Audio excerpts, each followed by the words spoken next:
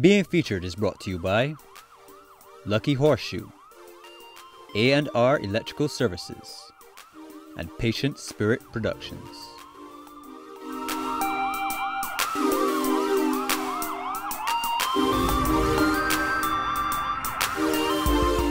My guest being featured is a DJ, a soca artist, and a producer, and his name is Hypasounds. Hyper, welcome to the show.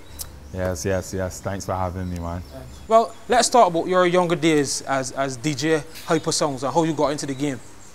My younger days as a DJ, well, it came up, from doing mixtapes for the vans on the streets, and just touching from clubs to dubs to street fairs, street jams, you name it, everywhere, and that's where stuff get kicked off from right there.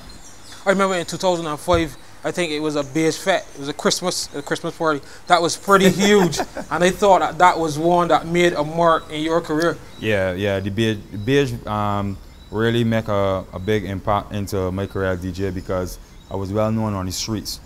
But coming from the streets, it was hard to get into the the upscale parties. So the Christmas night beige fete was a good thing for my career as a DJ.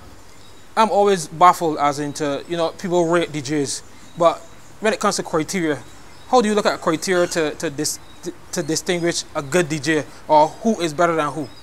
At the end of the day, every DJ have their own style, but it's all about we call it doing your own work, because at the end of the day, there's like 101 DJs out there. So to stand out, you always got something. There have to be something about you that makes the people like you, either because your style of playing, style of talking. It have to be something that you bring into the table, because there are many DJs out there. Okay. Well, 2006 was a big year for you. That is when you dropped the bomb, Sunshine Girl. That made a huge difference in your career, and it was the first time that you dropped a Raga Soca tune, and you hit bullseye. Yeah. 2006 was great for me. That's when I first started singing. It was Sunshine Girl.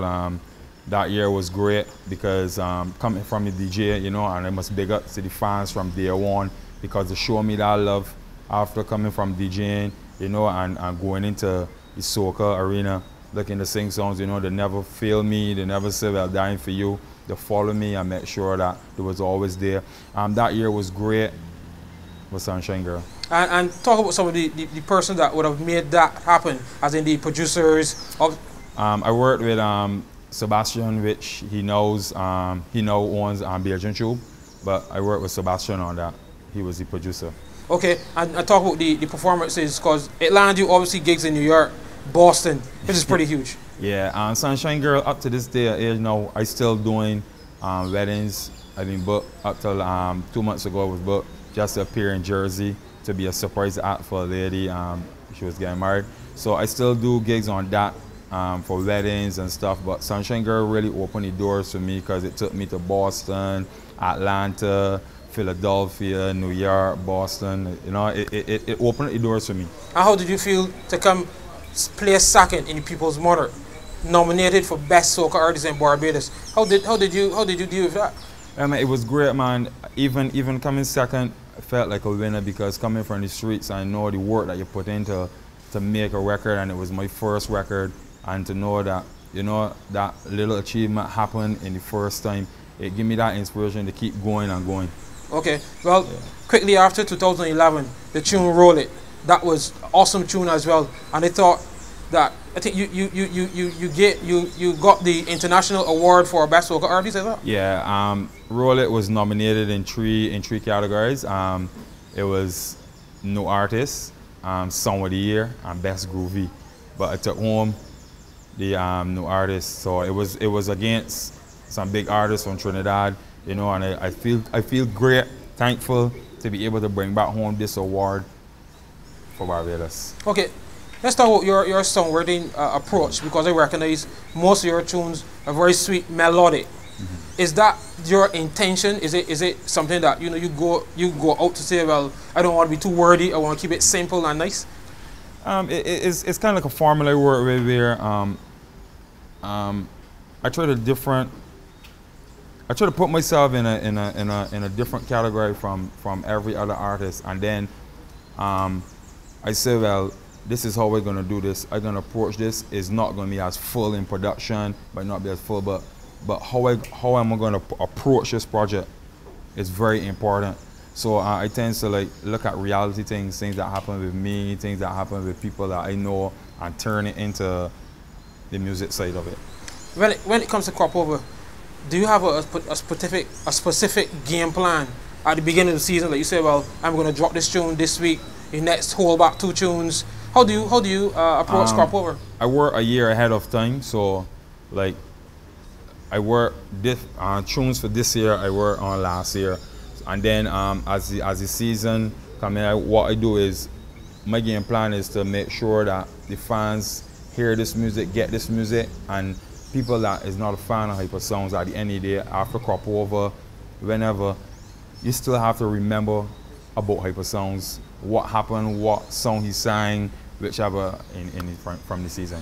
And is there any persons that you would have been taking examples from in terms of songwriting performance when you came into the game?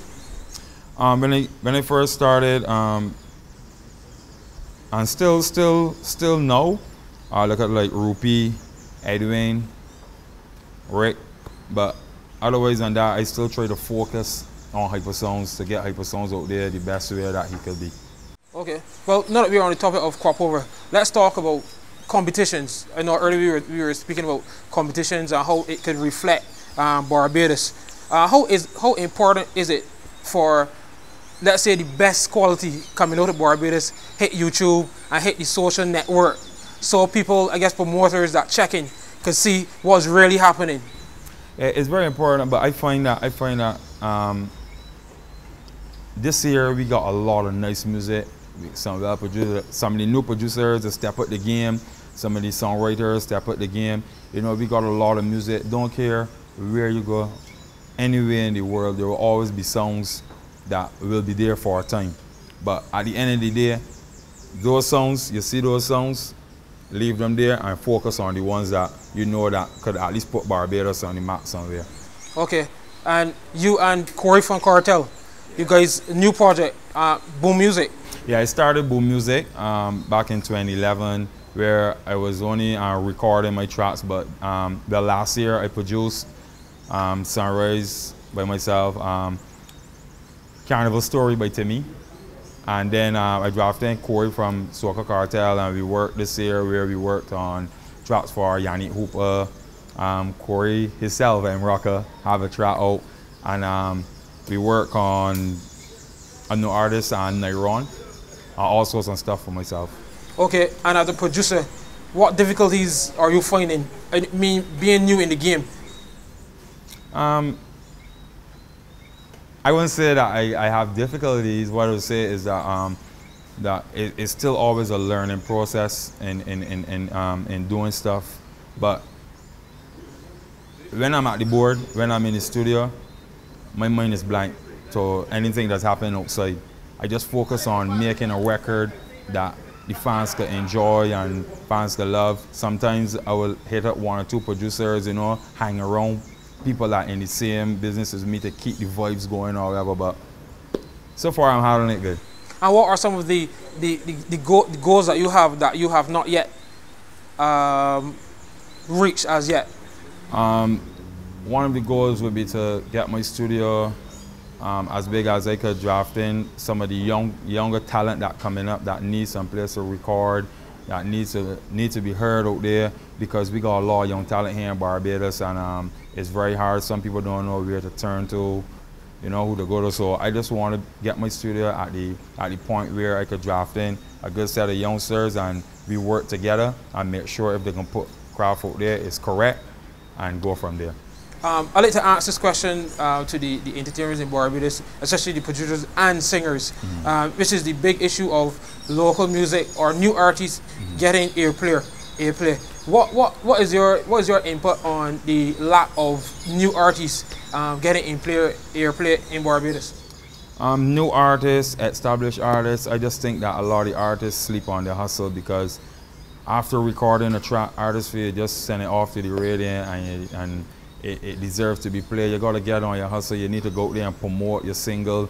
You see where you put all that time to record this music, to produce this music, to write this music. Why stop now? So I think that a lot of artists just record the track and just, you know, email it out and then just send it to your radio and think it happens from there. But you always gotta be on the go on your music. Okay, so would you say that it'd be beneficial for a new artist to be working with, like, say, a manager or agent? So, I mean, to help him push the game? Yes, that would be way. That would be the way, but it have to happen with the artist himself first. He gotta want this more than the manager want it for him. So it has to start from the artist. So not because you don't have a manager, like myself, I don't have a manager, don't have a booking agent nor nothing like that, but at the end of the day, some people will say, well, Hypasounds get a lot of airplay, he do this and he do this, but I will share one of my techniques in this interview, if any young artists be watching, because what I do sometimes, like, when I finish record a track, I make sure I go into every karaoke place, every shop, every bar. As you know, some people say, well, I'm a big dog in the game or whatever, but I look at it as at the end of the day, I need a song to be heard. So by the time it gets on radio now, the streets already know it. You know, so like stuff like that. Well, ladies and gentlemen, that was Hypasounds, DJ, songwriter, and producer. Thanks for passing through. Yeah, man.